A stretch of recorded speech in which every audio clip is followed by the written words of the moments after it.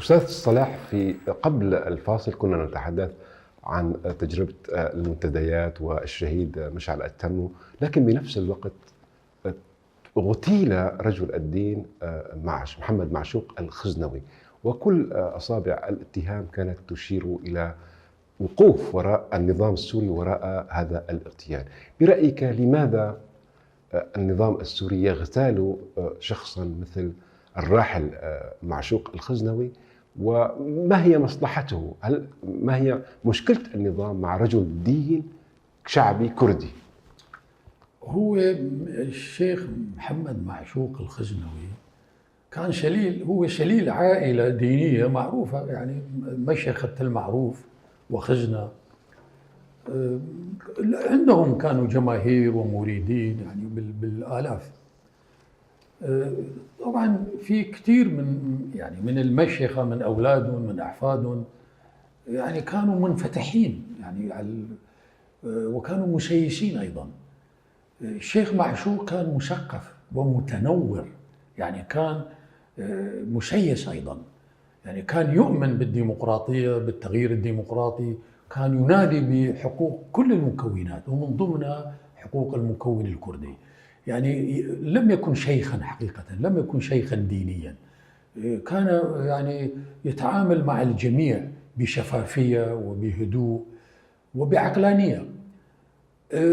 هذا يعني كانت يعني لأول مرة بهالعائلة ظهر هيك ظاهرة، يعني النظام لم يتقبل.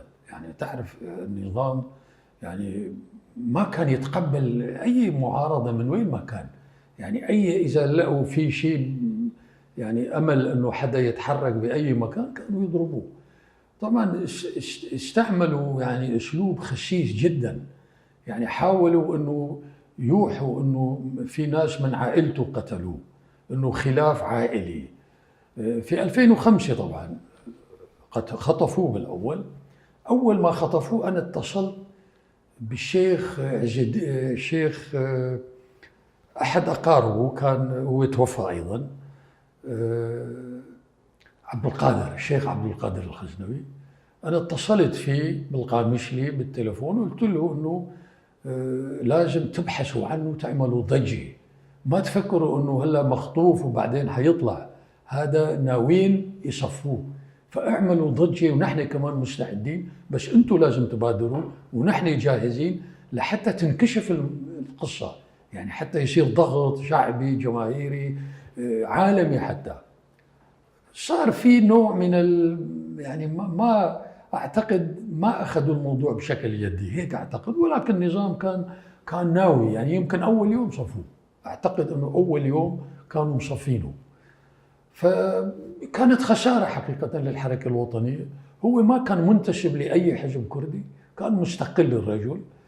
حتى كان عندنا ب 2004 عملنا منتدى الحوار الكردي العربي في أربيل بكردستان العراق، كان هو مدعو، كان مدعو مفروض يجي، بعدين اجى لتركيا لأسباب أوراقه مدري إيش ما قدر يفوت. هاي ب 2004 يعني اتصل فيه بالتليفون وكذا، قال والله أنا وصلت لتركيا بس ما فيني أكمل، في عندي مشكلة بالباسبور مدري إيه، ما قدر يجي مع الأسف. يعني لو شفنا بعد كان بيجوز الوضع يتغير شوي. فهذا موضوع الخزنوي هذا كان. رحمه الله. أنا كنت بمناسبة الحديث عن اغتياله، كنت قد التقيت به قبل اغتياله أو إعلان اغتياله بيومين فقط. التقيته عند في مكتب أحد رجال الدين في سوريا، واتفقنا بصفتي كصحفي على إجراء حوار معه، لكن بعد يومين سمعت أنه قد تم اغتياله.